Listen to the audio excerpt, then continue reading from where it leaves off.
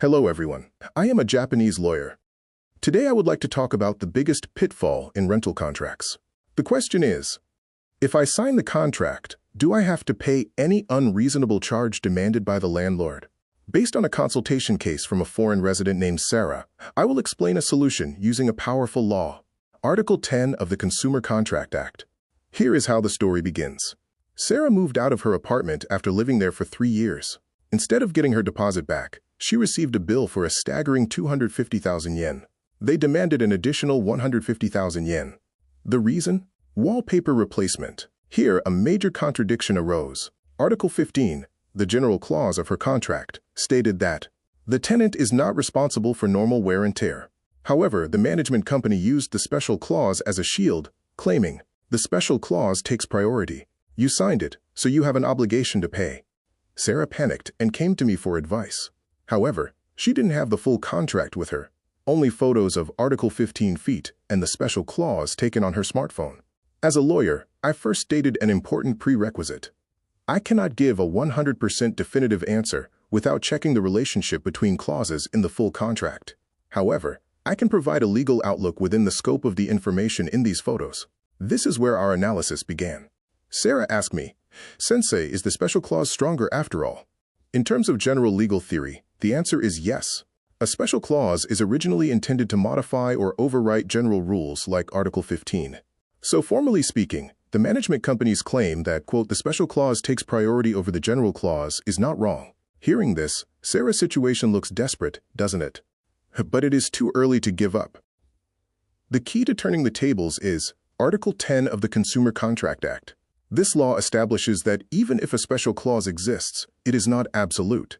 If that special clause goes against the principles of the Civil Code and unilaterally harms the interests of the consumer, that clause becomes void.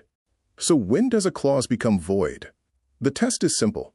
Does it go against general principles, meaning normal wear is the landlord's burden?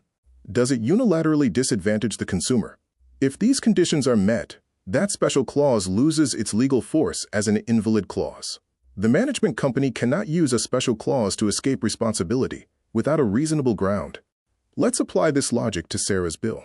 First, the cleaning fee of 55,000 yen. The amount is clearly stated in the special clause, and it is not exorbitant compared to the market rate. In other words, we cannot say it unilaterally harms the consumer, so this part of the special clause is likely valid. I told Sarah, unfortunately, you likely need to pay the cleaning fee. However, the wallpaper replacement fee of 150,000 yen is different. The reason for the damage was furniture marks, which is normal wear and tear. Making the tenant pay for this goes directly against the principles of the Civil Code. Moreover, there was no agreement on a specific amount. This clearly, quote, unilaterally harms the consumer's interests. Therefore, under Article 10, this part of the special clause is highly likely to be void. But how do we prove it unilaterally harms the consumer? This is where we use an external authority, the Ministry of Land, MLIT guidelines. This is the Bible for rental disputes in Japan. Content that deviates significantly from this measuring stick becomes strong evidence for a judgment of invalidity under Article 10. I advise Sarah not to fight emotionally, but to use a specific tool. That tool is the settlement statement found on pages 28 and 29 of the guidelines. I instructed her to print out this, quote, government standard form instead of the management company's opaque statement, and to use it for the discussion.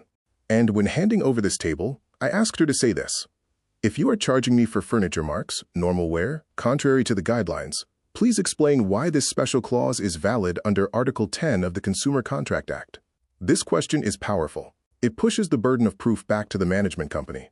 A decent company will realize at this point, there is someone with legal knowledge behind this. Let's summarize the logic. Don't stop thinking just because there is a special clause. Is the content reasonable? Like the cleaning fee, right pointing arrow. If reasonable, it is valid. You should pay. However, does it unilaterally harm the consumer under Article 10? Like charges for normal wear, right pointing arrow. If yes, it is void. You do not need to pay. If Sarah negotiates using this logic, the result is dramatic. First, she can refuse the additional payment of 150,000 yen. But that is not all. Since the valid cleaning fee is only 55,000 yen, she should legally get back the remaining 45,000 yen from her 100,000 yen deposit. So by knowing the law, She not only avoids the bill, but also gets a refund. The total financial benefit is nearly 200,000 yen. Knowledge is your greatest armor. If you face a similar trouble, don't just give up. Remember today's lesson on Article 10 feet and the guidelines. See you in the next video.